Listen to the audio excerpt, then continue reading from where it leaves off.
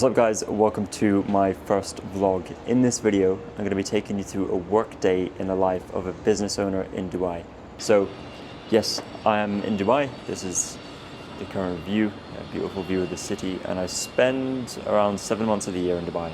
It's really my base. I spend most of the year here and I tend to go away for the summer.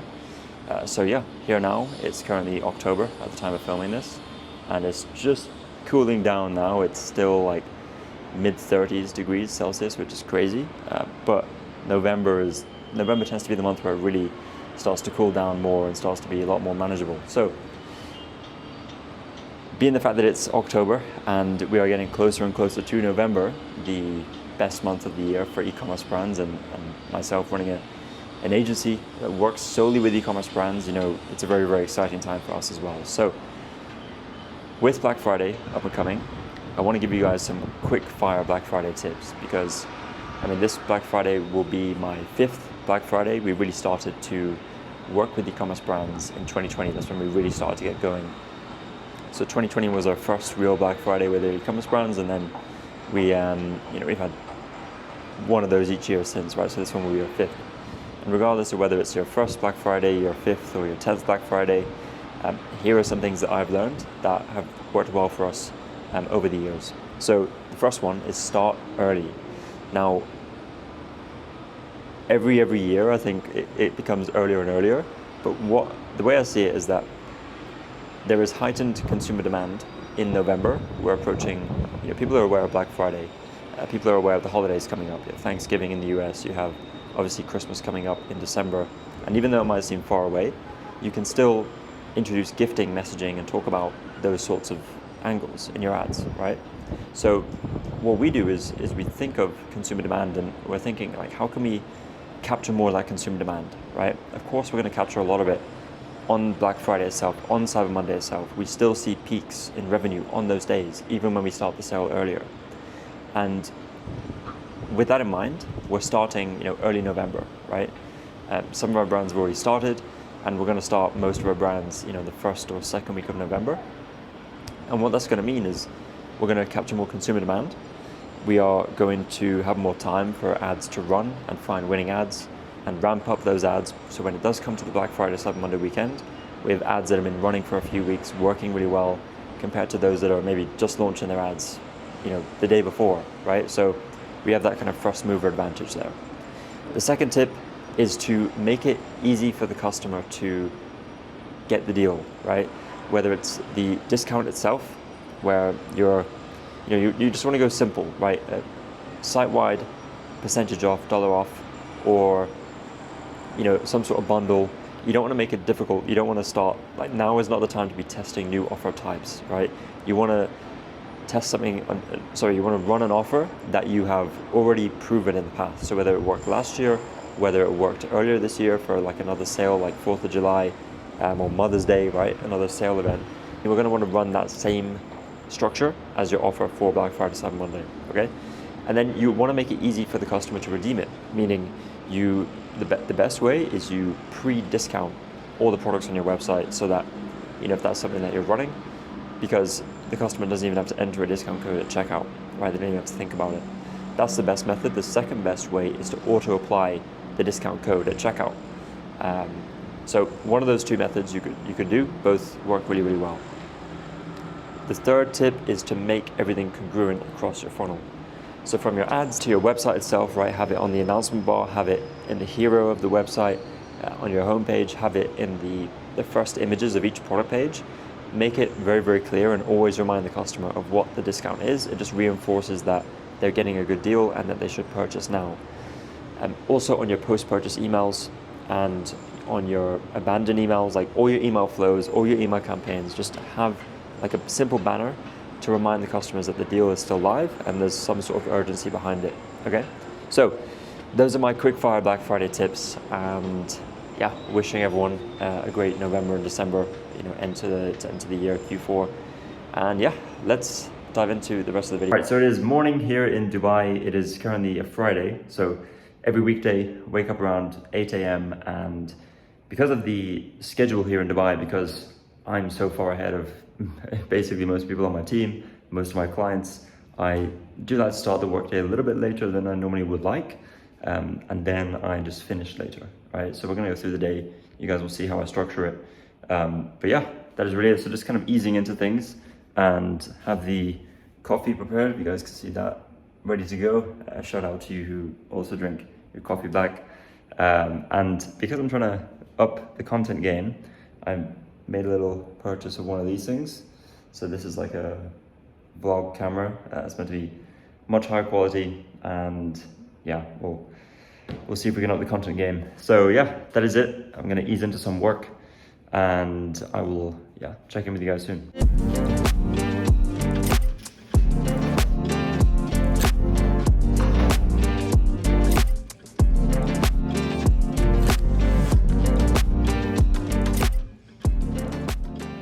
So the cool thing about this camera, one of my friends has one and kind of gave me the idea to get one myself, but it's stabilizing, right? So when it's moving around, this stays stable, so the footage is really stable, high quality, and also has this little screen as well, so you can see what is videoing, and it follows you, right? So you can set a target and the camera will stay on you and follow you, so that comes up stability. But yeah, it's pretty cool.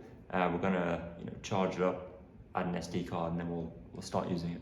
All right, guys, I'm gonna give you a MTV Cribs style tour of my apartment in Dubai. So we obviously have the view that you guys have seen, which is pretty amazing. You can see a good amount of Dubai. Let me just take you outside and I'm gonna show you another cool part of this view.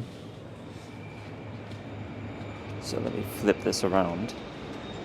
So you can see some of the Dubai skyline. You see the Burj Khalifa just on the edge there. So we are sneaking in a little bit of the Burj Khalifa view right on the edge. But this is a one-bedroom apartment in Dubai.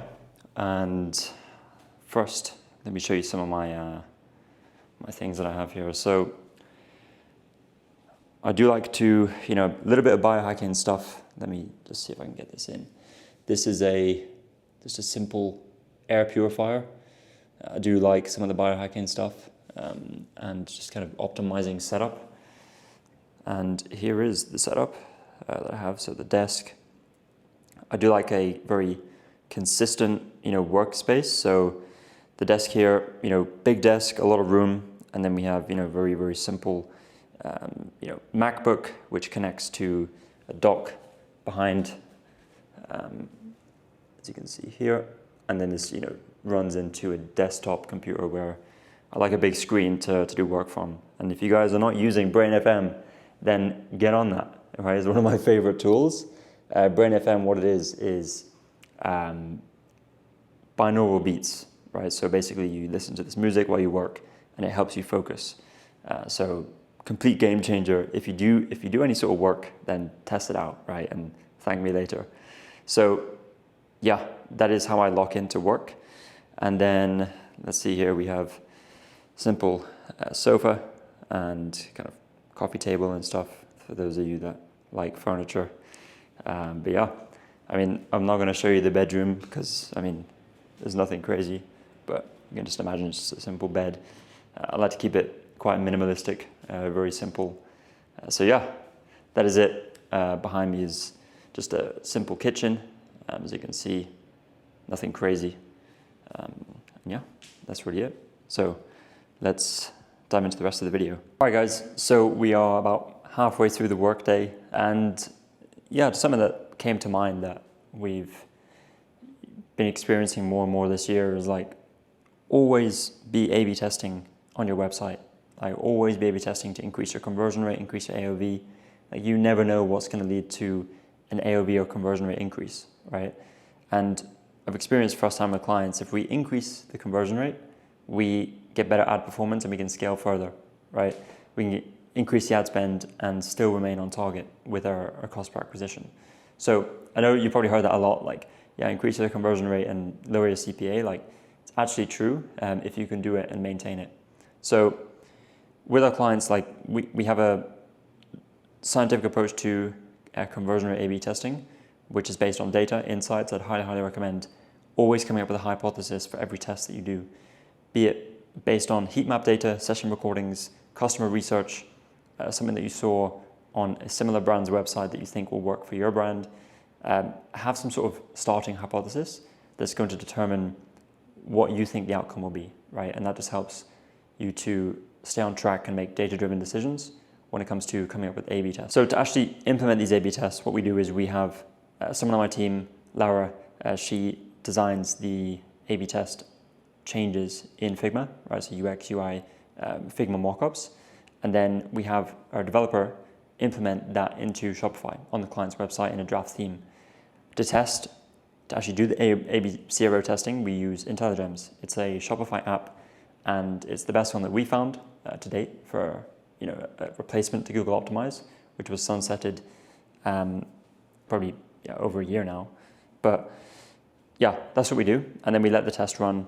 We get a good amount of data. Usually it's like 150 orders per variant on the test itself. And yeah, then we can make a decision. The one caveat is that during like big sale periods like Black Friday, Cyber Monday, we're not going to be doing a lot of A/B testing, mainly because, look, most of the tests we do lead to better performances and better increase in conversion rate. But there are some that don't work, right? You're always going to have tests that they don't outperform the control, and that's the whole point of testing. So we don't like to do a lot of testing during the Black Friday, Cyber Monday period for obvious reasons, right? If we have a variant that is underperforming, then that is, we're losing money, right? We want to be driving traffic to the best performing variant that we have at the time. So what we do is we will do some testing early November, and we will update the site with, the hero banner, the announcement bar, overlay stickers of the Black Friday deal on the product page images. We'll do those things because we know it's going to increase conversion rate, but we're not going to do like crazy A/B tests, right? So something to keep in mind, and just more like the play it safe mindset for, stick with what you have. Like you should be testing the whole of the year up until November to have your best performing site for the biggest holiday season, right? So that's what I do. If you didn't do that this year, then just keep that in mind for next year, right? Use the whole year as a testing ground. And the idea is that when it comes to the biggest period of the year, November, December, you already have a site just converting the best that you've had all year, okay? So with that said, we will continue with the video.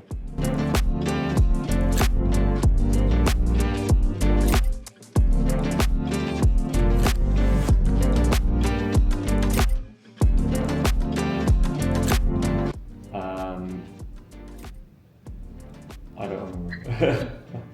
I'm sorry. Yeah. I'm really bad at this. Like a resolution for next year is for me to really maybe I need you to remind me. I don't know. We need to set it up. Yeah, and then it will just give you like today and tomorrow to do all the reports, and then work on long distance. Yeah. Well, enjoy your time off. We will get better at this process. All right, thanks, Al. Talk soon. All right, so just finished up a call with my assistant. We check in every Monday, and we just talk about the things that are high priority for the week, and we talk about tasks that need to be done, and we set some priorities then for the rest of the week. Now, it is just gone 3:15. What I tend to do at this time is I go to the gym on a Monday, hit a quick workout, and then I will eat after that. So go to the gym, and I'll see you guys once I get back. All right, so just got back from the gym and about to cook some dinner. What I do for food is I do intermittent fasting, and that just means I start my fast at 6 p.m, right, so my last meal, and I'll break the fast the next day at around 1 p.m. So what is really, really simple. When I break the fast, I'll break it with some fruit, and then my next meal will be dinner, which is around 4 p.m, and I have main meat source, usually steak or chicken or fish, and then I'll have some vegetables, some potatoes, maybe some eggs with that as well. And then after that, about 30 to 45 minutes later, maybe even an hour later, I'll have just something else, small snack like fruit or something else. So yeah, really, really simple, low maintenance, but it's something I can stick to. So that's what works for me. So yeah, gonna cook some dinner now. Gonna just eat dinner, maybe watch something, and I will get back to work after that.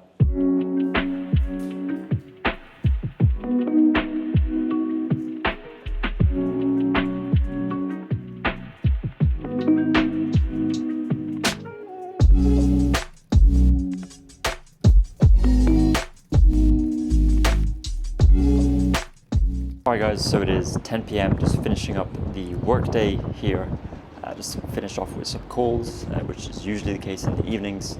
And yeah, just winding down, ready to go to bed now. Just thought I'd take you guys out here to have a look at the view here in the nighttime, which is pretty amazing. Let me just switch this around so you guys can get a better view. See the skyline and the Burj Khalifa sparkling there in the distance, which is really, really beautiful. So yeah, another day down, and tomorrow, living the life, we get to do it all again. So yeah, hope you guys enjoyed this vlog, and let me know in the comments what you like, what you don't like, what you want to see more of, what you want to see less of, and I will see you guys soon.